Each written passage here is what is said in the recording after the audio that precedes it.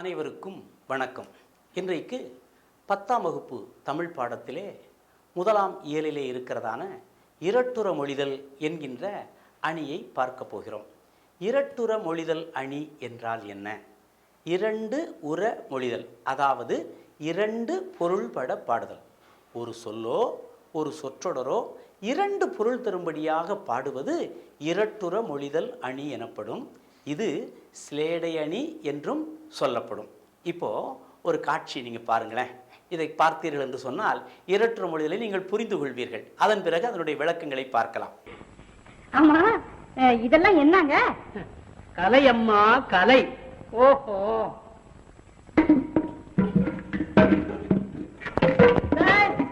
கண்ணா பின்னான்னு தூக்கி வைக்கிற. நீங்க தானே கலைன்னு சொன்னீங்க, நான் கலைச்சு வச்சுட்டேன். கலை என்ன? கலைச்சுட்ட கலை. ஆஹா, கலை. கலை என்றால் கலையும் ஆகும், கலைத்தலும் ஆகும். மலை என்றால் மலையும் ஆகும், மலைத்தலும் ஆகும். தொலை என்றால் தொலையும் ஆகும், தொலைத்தலும் ஆகும். நிலை என்றால் நிலையுமாகும், நிலைத்தலும் ஆகும். பார்த்தீர்களா எப்படி சொல்கிறார் என்று சொல்லி? அவர் என்ன செஞ்சார்? கலை என்று சொன்னார். அந்த மாதிரி என்ன பண்ணிட்டாங்க? கலைச்சிட்டாங்க. அப்போது கலை என்பதற்கு கலை, ஆர்ட் என்று சொல்வார்கள் அல்லவா ஆங்கிலத்திலே, அப்படி ஒரு பொருள் உண்டு. இன்னொன்று கலைத்தல் என்று ஒரு பொருள் உண்டு. தலையை கலை என்று சொன்னால் கலைத்து விடுவோம் அல்லவா? ஆக இப்படி ஒரு சொல்லுக்கு இரண்டு பொருள் தருவதுதான் இரட்டுற மொழிதல். இந்த தமிழில் உள்ள சிறப்புகளிலே ஒன்று என்ன என்று சொன்னால், ஒரு சொல்லுக்கு பல பொருள் இருக்கும். அந்த பொருளை வைத்து கவிஞர்கள் விளையாடுவார்கள் இல்லையா? இதுதான் அணி, அலங்காரம். ஒரு படத்திலே கவியரசர் கண்ணதாசன் ஒரு பாட்டு எழுதினார். என்ன தெரியுமா? 12 16 வயது, அவள் கண்ணீரண்டில் ஆடுதம்மா காதல் கொண்ட மனது, 12 16 வயது என்று எழுதினார். அருமையான பாடல், எல்லாரும் பாராட்டினார்கள். ஒருத்தர் மட்டும் வந்து கேட்டார், கவிஞரே நீங்கள் எழுதுனது நியாயமா அப்படின்னு கேட்டார். என்னையா நல்லா தானே எழுதியிருக்கிறேன் பாட்டு, எல்லாரும் நல்லா இருக்குன்னு சொல்கிறாங்களே, நீ என்னையா குறை கண்டுபிடிச்சா அப்படின்னு கேட்டார். அவர் சொன்னார், இந்த பாட்டிற்கு திரையிலே நடிக்கின்ற வாயசைக்கின்ற அந்த நடிகை இருக்காங்களே, அவங்களுக்கு 30 வயசுக்கு மேலே இருக்கும். நீங்கள் பாட்டுக்கு 16 வயசுன்னு எழுதுறீங்களே, பொய்யிலே பிறந்து பொய்யிலே வளர்ந்த புலவர் பெருமானுங்கிறத காட்டிட்டீங்களா அப்படின்னு சொன்ன உடனே கண்ணதாசன் சிரித்து கொண்டே சொன்னார், நல்லா அந்த பாட்டை கவனியா அப்படின்னார். என்ன எழுதியிருக்கீங்க? நல்ல பாட்டு, நீயே சொல்லு அப்படின்னார். அவர் சொன்னார், 12 16 வயது, 8 பெருக்கல் 2 இல்லையா, 8 2 16 இல்லையா, 16 வயசுன்னு பாடிருக்கீங்க அப்படின்னார். அது நல்லா, இன்னும் நான் வேறு மாதிரி சொல்லட்டுமா? 2 16 வயது என்று கண்ணதாசன் பொருள் சொன்னார். அப்போ 2 16னா 32 வயசாச்சு, நீ சொன்ன மாதிரி தான் நான் எழுதியிருக்கிறேன் அப்படின்னார். ஆக அந்த 2 16 வயது என்பதிலே 2 16 என்று 16ஆகவும் 2 16 என்று சொல்லி 32 வயதாகவும் கொள்ளும்படியாக எழுதுகின்ற ஆற்றல் இந்த தமிழுக்கும் தமிழ் கவிஞர்களுக்கும் இருக்கிறது என்றதை நாம் பார்க்கிறோம். இந்த சிலேடை பாடுவதிலே வல்லவர் யார் என்று சொன்னால், காளமேகம் என்கின்ற ஒரு புலவர், கவி காளமேகம் என்கின்ற புலவர் அவ்வளவு அருமையாக இன்றைக்கு தமிழ் இலக்கியத்தில் நிறைய பேர் இன்றைக்கு இந்த சிலேடையை இரட்டுற மொழிதலை பாடியிருக்கனாலும் காளமேகத்துக்கு இணையாக பாட முடியாது, அவ்வளோ அழகாக பாடினார். ஒரு உதாரணத்துக்கு பாருங்களேன். நஞ்சிருக்கும் தோலுரிக்கும் நாதர்முடி மேலிருக்கும், எதுக்கெல்லாம் சொன்னார் தெரியுமா? வாழைப்பழத்துக்கும் பாம்புக்கும் 2 ஒப்புமையாக சொல்லுகிறார். வாழைப்பழத்துக்கும் பாம்புக்கு ஏதாவது சம்மந்தம் இருக்கா? ஏதாவது தொடர்பு இருக்கிறதா? கொஞ்சம் யோசிச்சு பாருங்களேன். ஆனால் அவர் சொல்கிறாரு, எப்படி சொல்கிறாரு? அவர் நியாயப்படுத்துகிறார் பாருங்க. 2 ஒன்றுதாயா அப்படிங்கிறாரு. என்னன்னு கேட்டால், முதல்ல சொல்கிறாரு நஞ்சிருக்கும் அப்படின்றார். நீ பாருங்கள், வாழைப்பழம் என்ன செய்வோம்? வண்டியில் தூக்கிட்டு வரும்போது நஞ்சு போயிடும். அந்த பழத்தை எடுக்கிற போது அப்படி தொட்டு பார்த்து என்ன செய்வோம்? நஞ்சு இருக்கா அப்படின்னு பார்ப்போம். நஞ்சு இல்லைன்னா, நல்லா இருந்துச்சுன்னா தான் அந்த பழத்தை என்ன செய்வோம்? எடுப்போம் இல்லையா? அப்படி அவர் சொல்கிறாரு, வாழைப்பழம் நஞ்சு இருக்கும். சரி, பாம்புக்கு வாயில் பல்லில் என்ன இருக்குது? நஞ்சு, விஷம் இருக்கிறது என்ன சொல்கிறாரு? நஞ்சு இருக்கும் என்று சொல்கிறார். ஓஹோ, சரி. அடுத்தது தோல் உரிக்கும் என்று சொல்கிறார். வாழைப்பழத்தை தோலை உரிச்சு தானே சாப்பிட முடியும், தோல் உரிக்கும். இந்த பாம்பு என்ன செய்யும், அந்த சட்டையை உரிக்கிறது தான் தோல் உரிக்கும் என்று சொல்கிறார். நாதர் முடி மேலிருக்கும் என்று சொல்கிறார். இந்த பாம்பு என்ன செய்கிறது, நாதர் முடி மேலிருக்கும். அதனால ஒரு பாட்டு கூட நீங்கள் கேட்டிருப்பீங்க, நாதர் முடி மேலிருக்கும் நல்ல பாம்பே உனக்கு நல்ல பெயர் வைத்தது யார் சொல்லு பாம்பே என்ற ஒரு பாட்டு இல்லையா. ஆக நாதர் முடி மேலிருக்கும். சரி, இந்த பழம் என்ன ஆகும் தெரியுமா, இந்த பழங்கள் மா பலா வாழை என்கின்ற முக்கனியையும் கலந்து என்ன செய்கிறாங்க, அந்த சிவபெருமானுக்கு அபிஷேகம் செய்கிற பொழுது இந்த வாழைப்பழம் என்ன செய்யும், சிவபெருமானுடைய தலையில் போய் உட்காந்துக்குமா. அது சொல்கிறாரு நாதர் முடி மேலிருக்கும். இன்னொன்று சொல்கிறாரு பாருங்க, வெஞ்சினத்தால் பல்பட்டால் மீளாது. வாழைப்பழம் வாயில் வச்சு கடிச்சிட்டோன்னா அப்புறம் அந்த பழத்தை பார்க்க முடியுமா, மீளாது. இந்த பாம்பு அப்படித்தான், ஒருத்தரை கடிச்சிருச்சுன்னா அவருடைய உயிர் மீளாது என்று. இதுதான் இரட்டுற மொழிதல். ஒரு தொடர், ஒரு சொல்லோ அல்லது ஒரு சொற்றொடரோ, இதற்கு இரண்டு பொருள் படும்படியாக பாடுவதுதான் இரட்டுற மொழிதல் அணி. இது சிலேடை அணி என்றும் சொல்லப்படுகிறது. இந்த சிலேடை அணியிலே செம்மொழி சிலேடை, பிரிமொழி சிலேடை என்று இரண்டு பிரிவுகள் உண்டு. செம்மொழி சிலேடை என்று சொன்னால் அந்த சொற்களை பிரிக்காமல் அப்படியே இரண்டு பொருள் கொள்வது செம்மொழி சிலேடை. பிரித்து பொருள் கொண்டால் அது பிரிமொழி சிலேடை என்று சொல்லி பார்க்கிறோம். இங்கே நமக்கு பாடப்பகுதியிலே வந்திருக்கின்ற அந்த பாடலை பார்ப்போம் என்று சொன்னால் என்ன பாடல் பாருங்க, முத்தமிழ் துய்ப்பதால் முச்சங்கம் கண்டதால் மெத்த அணிகலமும் மேவலால் நித்தம் அணை கிடந்ததே சங்கத் தவறுகாக்க ஆழிக்கு இணை கிடந்ததே தமிழ் ஈடு என்று சொல்கிறார். புலவர் என்ன சொல்கிறாரு, அல்ல கவனிங்க. அதாவது ஆழி என்றால் என்ன, கடல். கடலையும் தமிழையும் ஒப்புமைப்படுத்தி இந்த பாடலை பாடுகிறார்.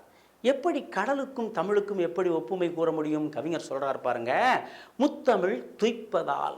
தமிழிலே இயல் தமிழ், இசைத்தமிழ், நாடகத்தமிழ் என்று சொல்லி 3 தமிழ் இருக்கிறது நமக்கு தெரியும். முத்தமிழ் துய்ப்பதால். அங்கே கடலுக்கு என்ன சொல்றாரு பாருங்க, முத்து அமிழ்து உய்ப்பதால். நீங்க கடல்ல போய் என்ன செய்வாங்க, முத்து எடுப்பதற்காக மூழ்குவார்கள், அமிழ்வார்கள். முத்து எடுப்பதற்காக அங்கே கடலிலே அமிழ்கிறார்கள். முத்தமிழ் துய்ப்பதால். முச்சங்கம் கண்டதால். தமிழ் 3 சங்கம் கண்டது இல்லையா, முதற் சங்கம், இடைச்சங்கம், கடைச்சங்கம். முதற் சங்கம் எங்கே இருந்தது, தென்மதுரையில் இருந்தது.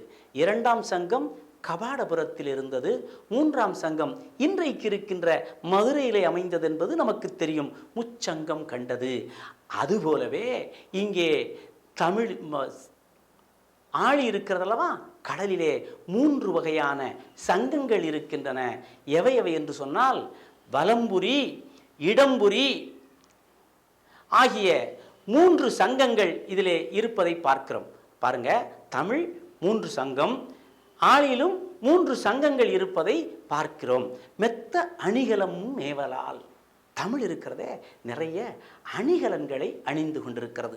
தமிழ் தாய் அந்த தமிழ் எனும் நங்கை நல்ல அணிகலன்களை அணிந்து கொண்டிருக்கிறாள். என்ன அணிகலன்களை அணிந்து கொண்டிருக்கிறாள் என்று சொன்னார், நீங்கள் பார்த்தீங்கன்னு சொன்னால் இன்றைக்கு பெண்கள் முதல்ல ஒரு நகை வாங்கணும், சின்னதாக ஒரு நகை வாங்கணும், என்ன வாங்குவாங்க, காதுக்கு ஒரு தோடு வாங்குவாங்க இல்லையா.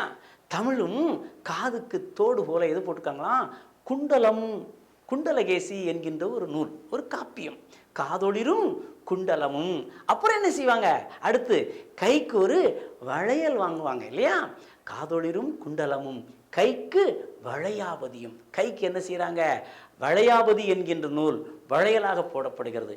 இடைக்கு மணிமேகலை, மேகலை இடையில் கட்டுவார்கள் அல்லவா, அப்படி மேகலையை இடைக்கு உடுத்து. இப்படி இந்த தமிழ் தாய் என்ன செய்கிறாள், நிறைய அணிகலன்களை அணிந்திருக்கிறாள். அதுபோல பார்த்தீங்கன்னு சொன்னாக்க அங்கே ஆழி கடல் இருக்கிறதே, அங்கே என்ன பொருள்னா பெத்த வணிகலமும். வணிகம் செய்கின்ற கலம். கலம் என்று சொன்னால் கப்பல், கலம் என்று சொன்னால் படகு. அந்த வணிகம் செய்கின்ற கலம் அங்க எப்படி பார்த்தோம், இது பிரிமொழி சிலேடை. மெத்த அணிகலமும், இங்கே மெத்த வணிக கலமும். வணிகம் செய்கின்ற கப்பல்கள் நிறைய இந்த கடலிலே செல்கின்றன. தமிழிலே நிறைய அணிகலன்களை அணிந்திருக்கிறாள் என்று சொல்லி பார்க்கிறோம். பாருங்க, தமிழ் தாய் முத்தமிழ் உடையவளாக விளங்குகிறாள், முச்சங்கம் கண்டவளாக இருக்கிறாள், மெத்த அணிகலன்களை அணிந்திருக்கிறாள். அதுபோல இந்த கடல் இருக்கிறதே, அங்கே முத்து அமிழ்ந்து எடுக்கப்படுகிறது. கடலிலே 3 சங்கங்கள் காணப்படுகின்றன. அது மட்டுமல்ல, நிறைய வணிகம் செய்கின்ற கலங்கள், கப்பல்கள் அங்கே செல்கின்றன.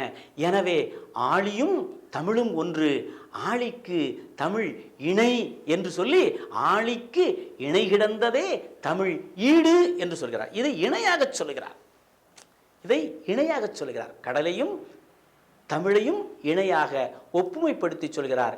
இரண்டுக்கும் ஒரே தொடரிலே, ஒரே சொல்லிலே என்ன செய்கிறார்? 2 பொருள்படும்படியாக இதிலே இந்த செய்திகளை சொல்லுகிறார். இவ்வாறு ஒரு சொல்லோ ஒரு சொற்றொடரோ 2 பொருள் படும்படியாக பாடுவது அது இரட்டுற மொழிதல் என்னும் அணி என்று சொல்லி பார்க்கிறோம். சரியா? இப்போ நீங்க இதை புரிஞ்சிருப்பீங்க. ஆனாலும் கூட இதை இன்னும் உறுதிப்படுத்தும் விதமாக முதல்ல நம்ம பார்த்தோம் இல்லையா, அந்த NS கிருஷ்ணனுடைய அந்த இரட்டுற மொழிதல் என்னும் அந்த அணியை தொடர்ந்து நீங்கள் இதிலே ரசித்து விட்டு நீங்கள் கடந்து செல்லுங்கள். அடுத்த வகுப்பிலே அடுத்த பாடத்தை பார்க்கலாம். சரியா?